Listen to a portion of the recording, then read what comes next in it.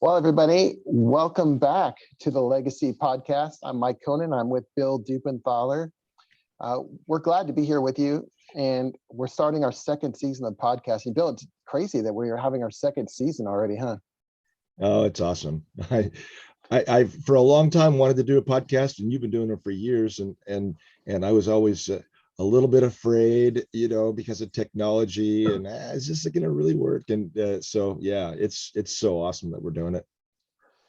Well, and last week, if you listen to our podcast, and if not, listen to it, please, because this podcast really will not work without last week's. We talked about the Lord and specifically, what's the biggest deal for Christians? And when Jesus is asked the question, what's the greatest commandment? He responded with an answer that I think was very profound. And we unpacked it quite a bit last week, where Jesus simply says, you shall love the Lord your God with all your heart, soul, with all of your mind, and with all of your strength. This is the greatest and first commandment. And the second is like it, that you should love your neighbor as yourself. And then he goes on, and again, we're going to talk about that in detail today. But last week, we talked about what does it mean to love God? What does it mean with all of your heart, with all of your mind, with all of your strength, and with all of your soul? And we talked about those different aspects of things and how the Lord wants every part of our life to be lived for his glory. And we talked about the word love being chosen by Christ uniquely. And again, just to make this super clear, the phrase we talked about last week is the Shema, and it was very popular. People were told to say it in the morning and evening when you go out, and they did. There was a morning prayer and evening prayer. It was even on door frames. So very, very popular. Everyone who Jesus was talking to would have known about the Shema. And it was that kind of a synthesis prayer that really guided people's lives. And so when he responded the way that he did by using that phrase that was surrounded by the word love, which we talked about last week and we'll talk about again today, he was kind of changing the dynamic of a relationship with God. The relationship with God would no longer be based on law, but on love. And it's kind of a unique and powerful thing, which God always intended, but wasn't always understood that way, if that makes sense. And so today we're going to dig into the second part of that story, which is you shall love your neighbor as yourself. What's interesting is the rooting of this one is Jesus didn't make this up either. Well, I guess it's somebody did, right? I mean, we know that the Holy Spirit's the author of all of Scripture, but this comes from Leviticus, so it's not a new teaching, and it wouldn't have been a new teaching at his time. Jesus is giving them this second piece of the puzzle, which is love your neighbors yourself. And again, as we unfold the story today, you're going to see some things, why Jesus particularly chose this one to include as part of the story. But as we were, kind of talking about last week, and I want to start with that, the golden rule, which we've come to know as treat people as you want to be treated, love your neighbors yourself, whatever you want to call it. It's kind of become the centerpiece of Christianity today, rather than what we would call, Jesus says, the first and greatest commandment, which is to love God. And have you noticed that too? Or am I just going a little crazy here? Well, no, and especially I feel like just since 2020, and with all of the things that have been going on in our culture the last couple of years, but even before that, but especially I feel like this whole idea has really been amplified, so that this idea of all of the worldly needs that have been so amplified, and we won't. I'm not even going to list any of them, but everybody knows what they all are. I feel like those issues have become synonymous with what it means to be a Christian. Well, if you're a really good Christian, then you are addressing these issues, and you're involved in all these social causes, and not that being involved with social causes is wrong or not. It's good. Those things are all good, but they're not central to what it means to be a follower of Jesus. Central to being a follower of Jesus is following Jesus. and loving him and knowing him. Yeah.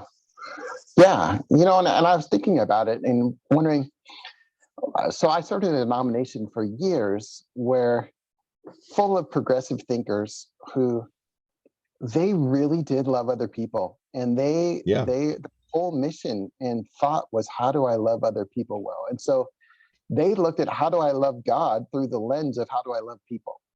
Does that make sense? And Yeah. so they thought of God, and they thought of people first and then saw God through a people lens. Whereas I would say I'm on the other end, where I think that hopefully I love God well, and then I look at people through that lens that God has. I don't, hopefully I can love people with a supernatural love, but also I'm able to see the evil in myself and the evil around me for what it is and what the Lord thinks of it, rather than the other way around sometimes. And I was thinking about, well, how do we end up in a place like this? Like, how do you get in a spot where, I was telling you before the podcast started that on TV, someone from my former denomination is on there doing a commercial saying this is a pastor saying that the central purpose of my life is to love others the way that I want to be loved, to treat others the way I want to be treated. And that's the central purpose of this pastor's life, rather than loving God as the central purpose, and then secondarily to love neighbors. And so, it feels like we have to talk about this tension. And so there are a few things that kind of just popped into my mind. And part of it is, in all honesty, it's the part that others can see. It's that, and this is what I think the original people, when Jesus is interacting with them, it's the same thing. Like they're Pharisees. They're more interested in what other people think than they are, and than the average person is. And in our culture, they were kind of doing the reverse thing, which is fascinating. And in their culture, they were the people who were pious and praying the perfect prayers, and trying to do everything that they could religiously to love God, so that they would, be seen as these awesome folks and to feel like they were doing the right things. But they were not loving their neighbors. And now it feels like we're on the reverse side of that, where we are really trying to love our neighbors well. And maybe it's partially to fulfill a need in us, but maybe it's something else. But it's that outward thing that people can see. Yeah, and like we said, there's nothing wrong with that. In fact, it's just really a subtle difference, because like the thing that she said, whatever she said, it was something like the central focus of my life is to love other people. And I would say, well, that would be the central focus of the way I want to live my life, would be as a person that loves other people and loves them well. That should be, yeah, could be what you meant. and maybe it's what she meant. That's the central focus of how I approach the way I live my life. But the central focus of my life is loving the Lord our God with all our heart, soul, mind, and strength. And then the outflow of that is the result being the way we live our life is as a person of love, loving our neighbor as ourselves. Yeah. Well, the way I think things have shifted so much today, with the way that we've privatized everything in America, is it's no longer easy for people to see your relationship with God.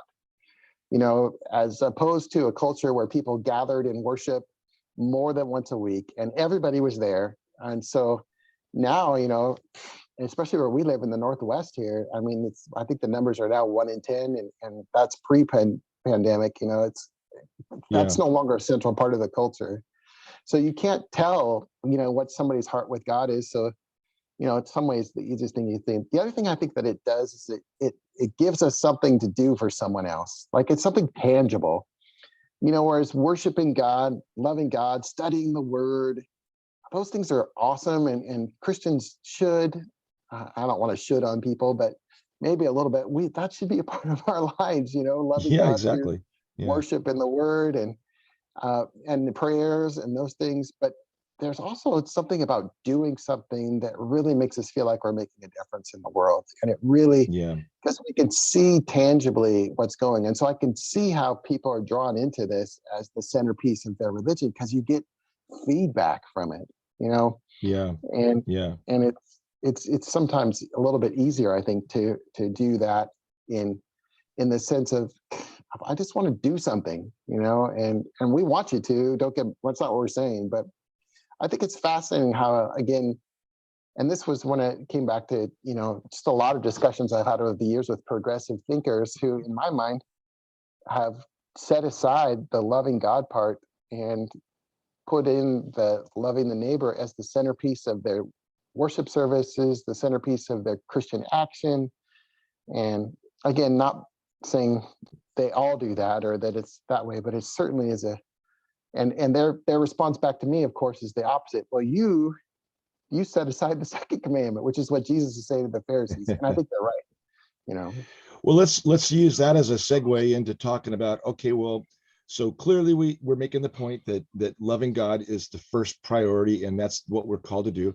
But he did say, and the second is like it, love your neighbor as yourself. So what does Yeah. it really mean to love people? And you've already made this point, but love is a relational word and love is an action word. And Yeah. it takes both of those things. And I think one of the things that we discovered in 2020 was just how true that is.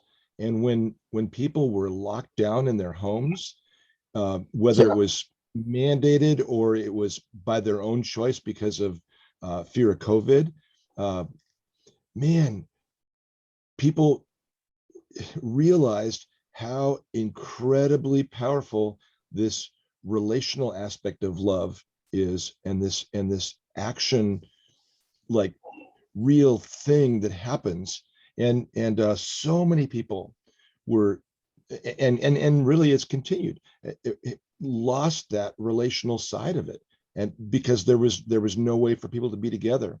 The cool thing that happened, though, that came out of that, as we were all locked down and all the stores were closed and nothing was going on, uh, we discovered, talk about loving your neighbor, we discovered that we have neighbors that live around us, Right. and we have Right. this neighborhood, and this idea of loving your neighbor as yourself, uh, whether it's your local neighbors or anybody.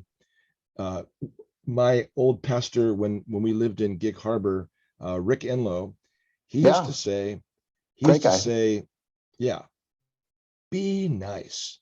Your job as a follower of Jesus is, wherever you go, be the nicest person that those people know. When Yeah. you leave, the checker in the grocery store, I hope that checker's thinking, wow, man, he was nice. Because then you go back and then they recognize you, and before you know it, there's real conversations that go on. You get to know their name, and God can use that kind of thing. Well, how do you do that, Bill? Like, you're really good at that. I think you're nice to everybody, but most people aren't. Let's just be honest. Most people are not nice. What are some of the tricks? Like, how do you do it? Like, do you just naturally do it, or do you have things that you think about that help you do that, or how do you do it? Well, one thing is yeah, I actually try to be intentional about it. So uh, we all interact every single day, most of us, with various people in different services, whether it's the grocery store or the bank, or uh, I went to Goodwill yesterday and dropped off some stuff, and instead of just going, yeah, here's my stuff, thanks, have a good day, we ended up talking about the Seahawks, and he was a Raiders fan, and we talked about that for a few minutes, and man, by the time I left, it kind of felt like I was saying goodbye to a friend of mine. And so I think just that idea, and the skeptic could say, okay, come on, okay, so you were nice. What good did that do? How did that did you talk about Jesus? Well, no, not that time. But it opens the door for those kinds of things. And I really believe over time, by treating people like real people, by treating people with kindness and love and dignity and respect, and not looking past them, not being on your phone when you're interacting with somebody, but actually like Yeah. really treating them as if they were Jesus. How would you treat Jesus if you walk up to the to check out and it's like, oh, that's Jesus? I mean, it'd be different. There's a guy named Robbie Thomas, and I don't even know where he is now. I haven't talked to him in 20 years, but he was I think I don't remember what kind of doctor he was, but he's some kind of doctor. And so fascinating because somebody told him one time this compliment, which I thought was like the ultimate compliment to give somebody. And they said to him, you know what I've noticed about you is whoever you're talking to, you look at them like they're the only person in the room. Yeah. And you're never looking beyond them to get to the next person. You're looking at them and seeing the human right in front of you, the person made in God's image right in front of you, and valuing them and treating them with the value, dignity, and respect as an image bearer that God calls us to. And I thought, man, that was really inspiring to me. No one's ever said that about me, but boy, it sure is nice that they said that about him, and it inspired me to think about that. Like Yeah. how if we one person at a time looked at every person like like maybe that show, what is it, The Last Man on Earth? I never watched it, but I know there was some show about the last man. Whatever would be like if we tried to treat every individual like, you know what, you're the only person in the room right now.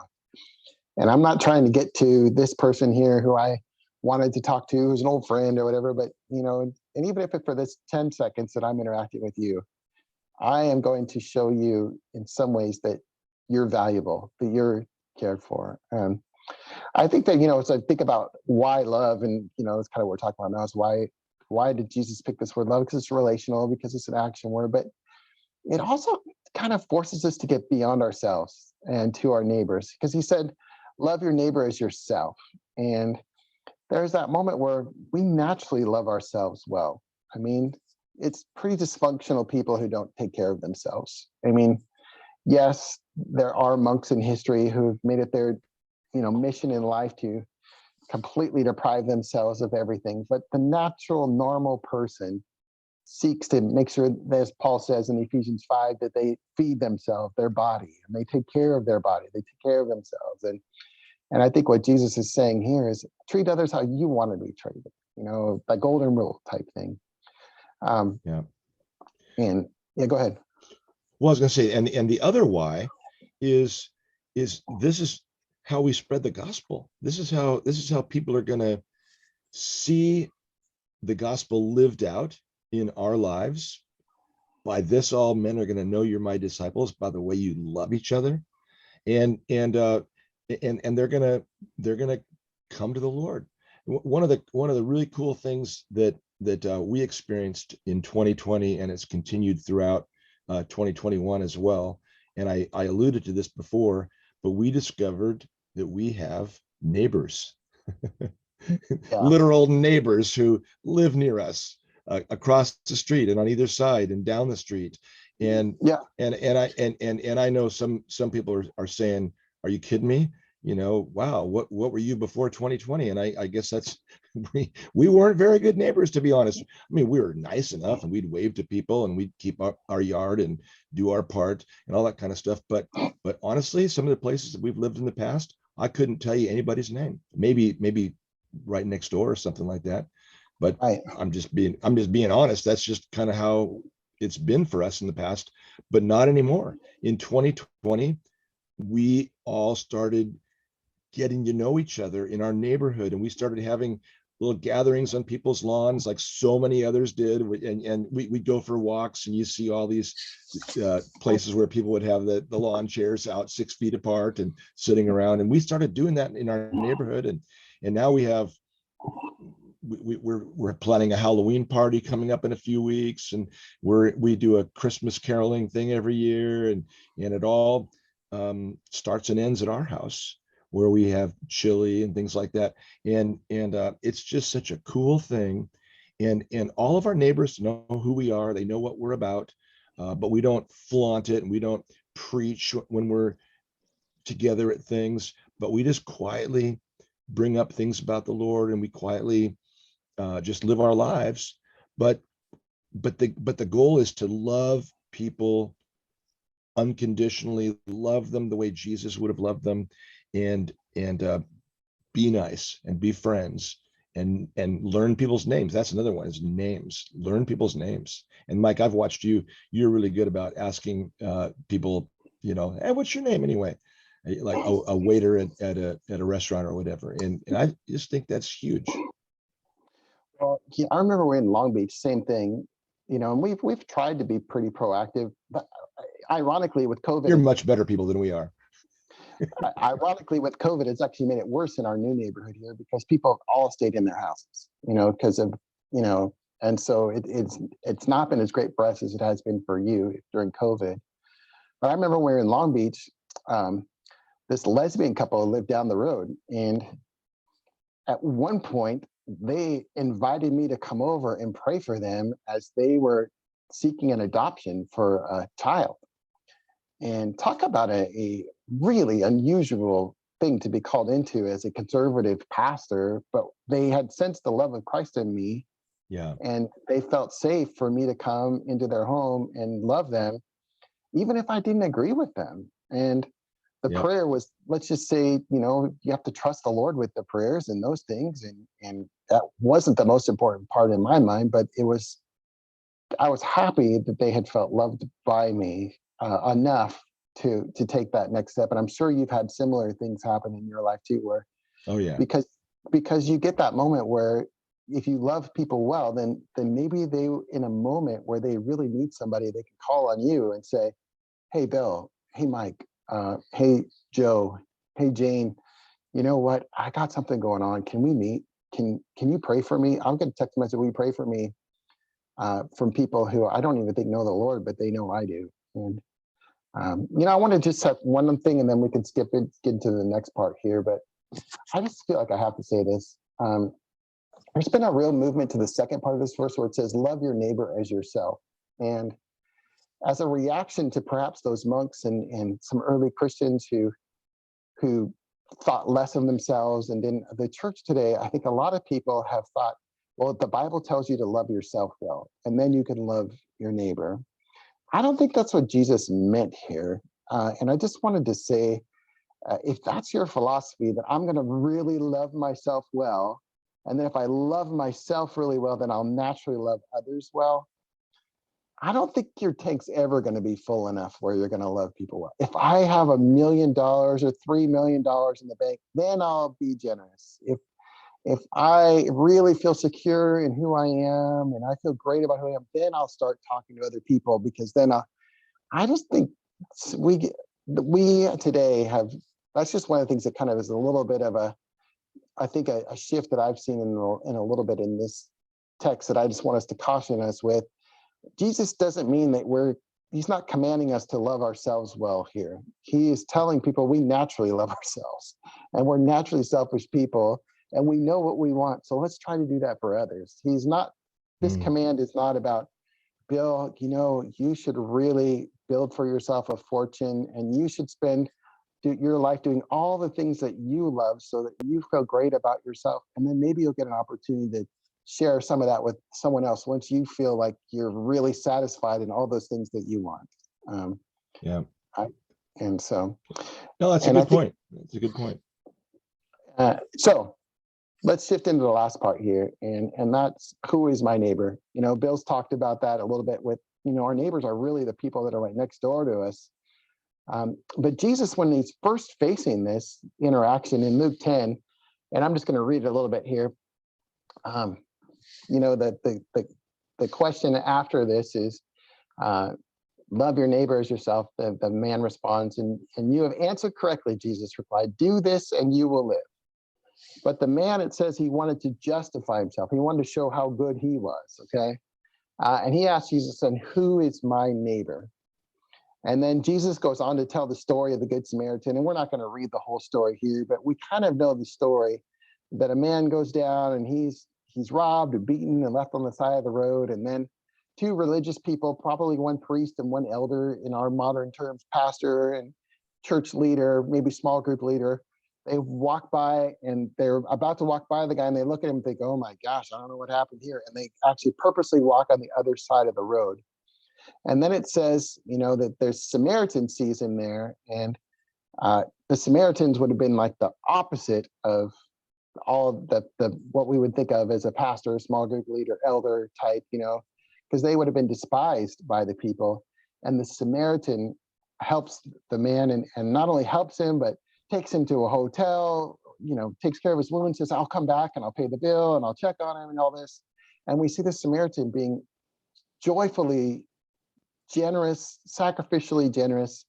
And Jesus uses this as the example of what it means to be a good neighbor. And so we have to talk about that for a little bit, is like, what does it mean in Jesus's terms? Because he defines it, he not only defined what are we supposed to do, but he also said, and this is what it means to be a good neighbor. This is what it means to love your neighbors yourself, is this whole story of sacrificial generosity to a stranger. And all of a sudden, then it takes it to a whole new level, neighboring. You know what I mean?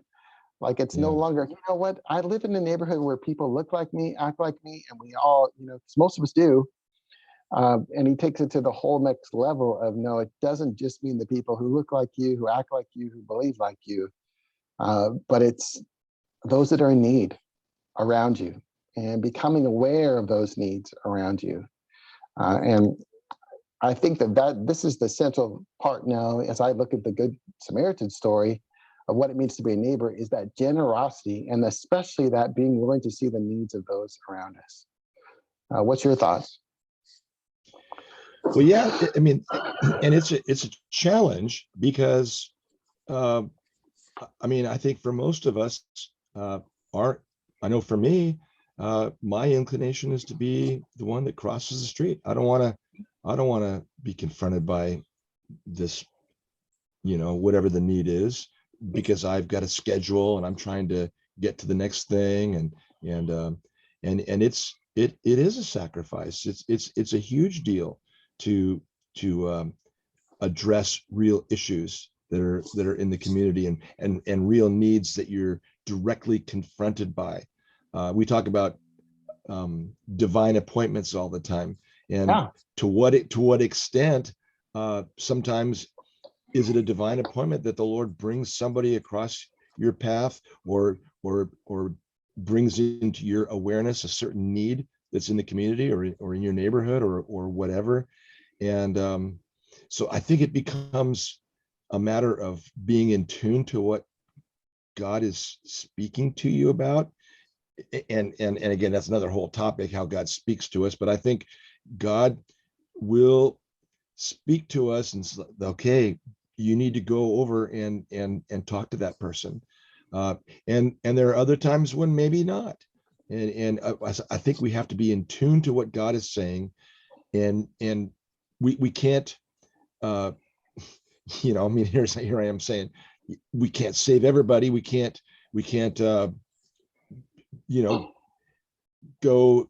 There's so, what I'm saying. There's so many needs that if we focused on, okay, well, it's our job to meet every one of the needs in our community, then I don't think that's what he's saying either. But I think he's saying be obedient and listen. And when God speaks to you and leads you in a certain way to a certain situation, you need to be obedient and go in faith and do whatever it is he said to do. Yeah. Well, and if I could take it to another level, I'd say people. God's going to lead us to people. And I mean, other people are led to causes. That certainly could happen. But I think you and I, as we think about this ministry and we think about what we're called to, we think that our hearts are supposed to be open to help the people around us. And in this case, by the way, this is not a homeless person that this guy's helping. The homeless person is probably the one that stole the thing from this guy. Okay. And again, I'm not being mean. I'm just saying that's realistic here. This is a normal person. We're not saying you have to go solve the homeless problem in Seattle. That might be what you're called to do. But I think this is more of an example of, someone around you is probably going through something where they could use some help. Maybe it's financial support, maybe it's emotional support, maybe it's spiritual support. But part of being a follower of Jesus is we're in tune with the needs around us, and our hearts are open to the people around us. And that's the biggest thing I think that we can learn from this passage is man, yes, we're called to love God. And yes, that love that's vertical is not only meant to just be for us, because that is how we love ourselves well, but by loving God well, but it's also meant to go through us. And in fact, if it doesn't go through us to other people, we should wonder if we've been loved in the first place. And then once that's happening, we're not just looking to those that are closest to us, but we do that too, but also other places. We're looking for people whose faces are down. We're looking for folks who, man, something's not right. I haven't seen Bob in a while. Oh, Karen, I don't know what happened. I haven't seen her in a while either. I don't know what's going on. That's our whole way that we think, is in terms of just our hearts are in tune with the Lord and in tune with those around us. Mm-hmm. So I agree. Yeah.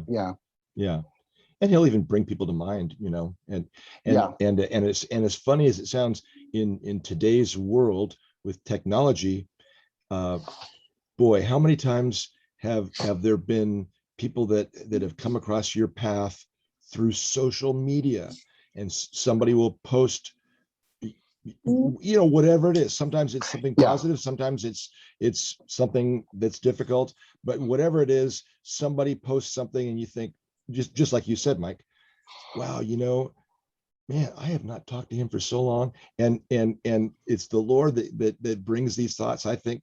And so many times in the last few years, I've followed up on those urges or promptings from the Lord, and sent a little text and said, hey, was just thinking, saw your post, just thinking about you, man, how's it going?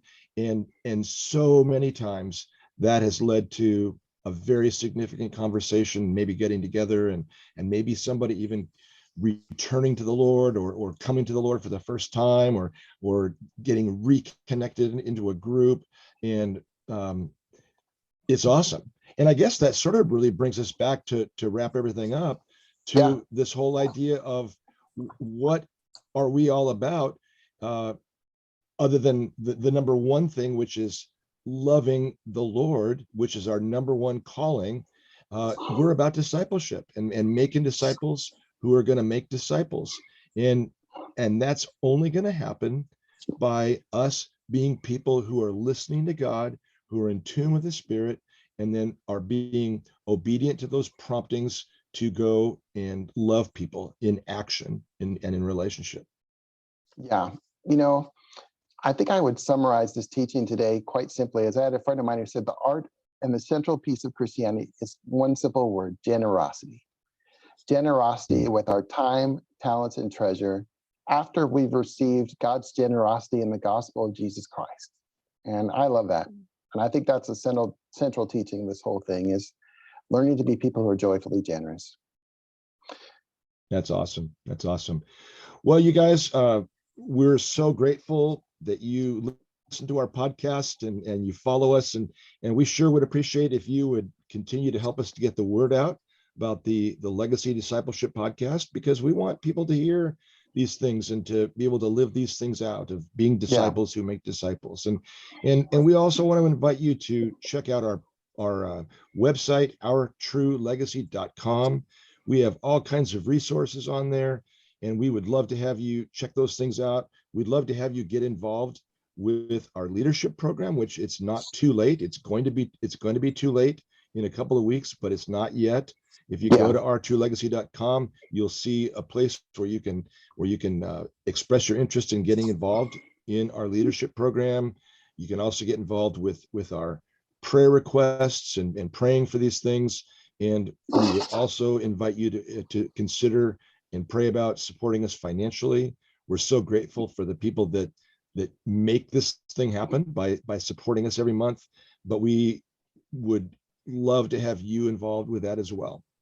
And so I guess just to wrap up, we're just so grateful for what God's doing, and we want to continue to go with you and be disciple makers. And we invite you today to go make disciples. Amen. Amen.